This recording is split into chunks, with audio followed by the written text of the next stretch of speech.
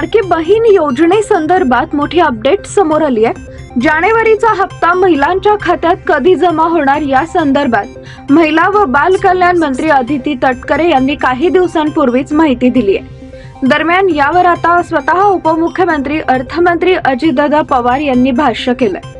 ते म्हणाले की लाडकी बहीण योजना कोणत्याही परिस्थितीत चालूच राहणार आहे।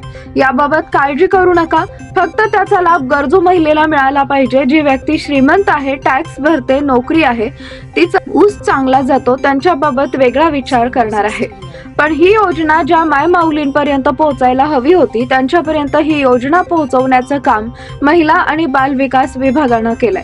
परवाच या योजनेसाठी 3700 कोटींचा चेक महिला आणि बाल विकास खात्याला दिलाय। 26 तारखेच्या आत लाभार्थी महिलांच्या खात्यामध्ये या योजनेचा हप्ता जमा होईल असं अजितदादा पवार यांनी म्हटलेलं आहे।